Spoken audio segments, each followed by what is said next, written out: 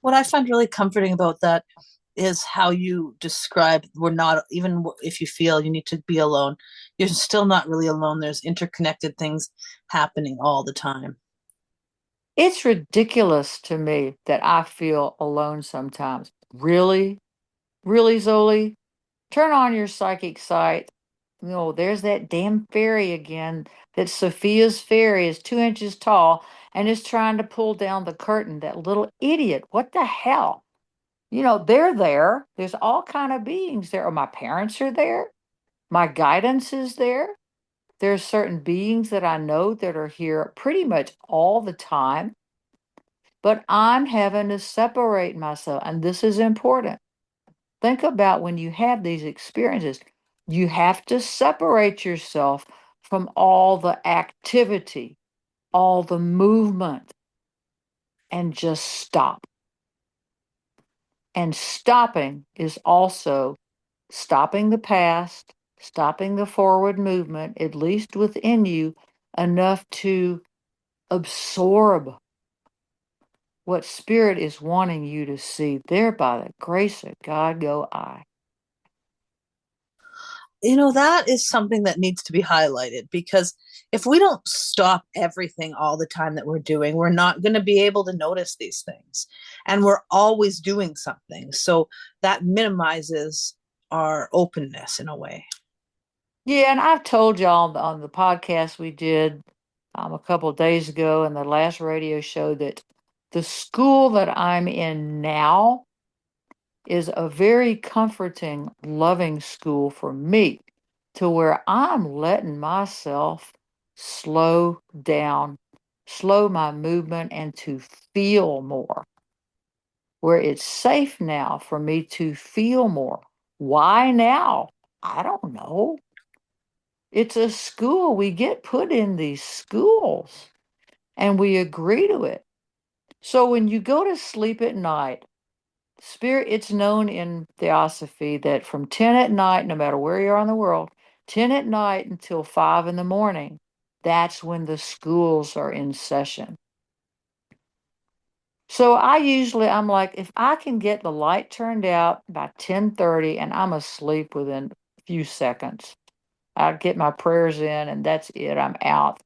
Unless I've drunk too much coffee or I'm ruminating and I'm being an idiot where I can't sleep. But I'll go to sleep at 10:30 and wake up at 7:30. To me, that's a great night's sleep. So what, am I a half hour late for class? I don't know. But it's not that it's on and on and on and on. But I guarantee you that you know what you are working on these days. You know that, and you know how it changes. My chiropractor, I love this gal. She is very attuned. And she grew up the way I did, kind of wild and free in the woods, Montana or whatever she was. But she said, I've noticed that for a while I'll be tuned into Sai Baba.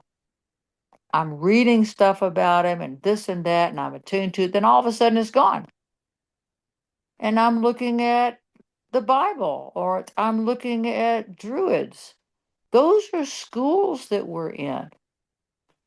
Now, people that do what we do, and I think most of our listeners do, is that you are aware that you are learning and being taught, but you may also be teaching it. That's an interesting point, isn't it? I liken that to the Army. So, why is that? So, say you're 18 and you join the American Army. You're an E1, basically. There's E9, that's Sergeant Major. But you're an E1. And then after a short period of time, you're going to be an E2. Why is that? Because you will be given responsibility over other people. And you will learn to delegate authority. You will learn to follow rules, that the only freedom is life is following laws and some kind of rules. Now, it can be God's rules or laws. I don't know. But as you grow in the Army, if you're in 2, 3 years, you're in for 26 years, a whole cycle, you will become E1, E2, E3, E4, whatever. And young men and women learn to have confidence. That's what these schools are about that we're in. It's just so cool to me. I'm sitting now in the chair that I usually sit in when we do this because Spirit knows I'm here. And I look to my right and I've got 12 books piled up.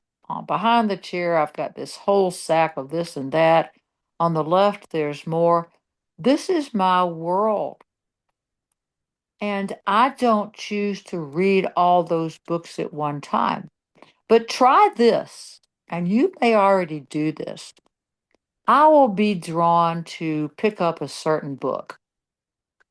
So I'll hold that book for a few seconds and say, what do I need to know about here? And I'll just open it up to a certain page. And 9 times out of 10, it's almost frightening how right on that is. How do we do that? It's not conscious, but that's part of this mystery, this mystical world that we live in at the same time that we're going to Kroger shopping for groceries. It's there all the time. But you can't multitask. There's no such thing. What it really is flipping back and forth very quickly between one task and the other. So that's what we get caught up in, that we can't seem to get out of some of those tasks, that we get too stuck in the physical world. We get stuck with the past. I addressed the other day on one of the shows, I found out why at times I ruminate about the past. Now, a lot of that is my Cancerian moon, excuse me, but also it's because I'm bored that nothing's happening right now that I think should be happening. So I look into the past. What are you going to do, Zoe? Fix it? Are you going to change it? No.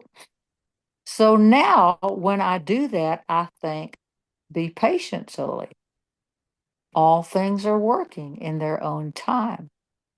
If you want to pull up a past memory, I hope it's a good one and you're not going to beat yourself up over something you did that you can't fix. It's done. Does that make sense? It really does make sense. It's like getting more comfortable not knowing what's happening and accepting it. The not knowing what happening that's our conscious mind, that's the egoic mind. That's the neurotransmitters hopping around. That's alpha, beta, delta, theta states of the brain. There's so much in that. And how do you see what's going on? Well, there are some machines that are biofeedback called the Nelson Indigo Biofeedback Machine, the Quest machine. I speak a lot about dynamic health technologies in Helena that Tom and I get remote sessions every 3 weeks on this. And there are a couple of times I've gone in there and I have been they're hooked up to these machines, around your wrist and your ankles and your head, which biofeedback. And Carol can tell what neurotransmitters I'm thinking of or what's going on, what organ is being affected. This is the future. And these type of machines that improve as they do, this is the future. This is the technology of light. This is our future.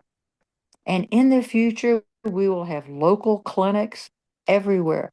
You go into the clinic, you need a new liver, they can grow you a new liver out of your own cells. Can you do that 2 or 3 times? I don't think so. I think there's a limit to that. But these things are coming in the future. Talk about exciting. You'll have local schools, local parks, local medical care, more localized where people of like mind live in communities that are free from pollution, from crime, from diseasement. So, what causes all the crime? The material world, because it's ruled by satanic energy. We're not going to get into that, but it's supposed to be. They're teachers. And why do demons keep trying to affect people? They want more play in the physical world by you because they're only in the physical world. Their job is to control the physical world. You get that? So Ye- these local communities after the day of declaration that is coming, when you will see Maitreya and the masters in front of you, and you will hear, if you are age 14 or above, you will hear in your mind the words that he's speaking in your own language, and you will know for the first time why you are here and you're important. That is what's coming, and it's coming quickly. That's so reassuring. Is there a way to speed it up, or how do we hold on to hope while we wait? The holding on to hope is personal, and you have to practice it. It's a skill like patience. You have to have had some kind of experiences with the divine to know that that is the only thing that's real. That this material world is to serve that and to bring that into consciousness. So that's your job personally. But to speed it up, the only way to do that is to have humanity itself clamoring more. More and more and more people need to know about the day of declaration. And what it is just not the return of the Christ, but it's the return of the masters. And I think the actual number that there are now, um, 14 more than that, I forget how many, that work specifically with the physical world. There will be the ashrams reinstated gradually. There are some, they are all on the outer realms right now, but they will be physical, and there'll be quite a few more, about 2 or 3 times more, that are minor ashrams, and that's Ray 1 through 7. Everyone will be connected with one eventually. At first, it'll just be people that are disciples, initiates, probationers, and probationer is somebody, and most of these people now that are vegetarians are probationary. They're getting ready to take their first initiation. That's huge. Most politicians, Hollywood stars are already first initiate. It means that you want to be seen in the physical world and you want your message out there. Hopefully, it's for a higher good. Not always, but that's what happens. So that's what we're headed to. And you got to have hope inside of yourself, but that's your job. Nobody can give you that. It's a practice and it's also a discipline.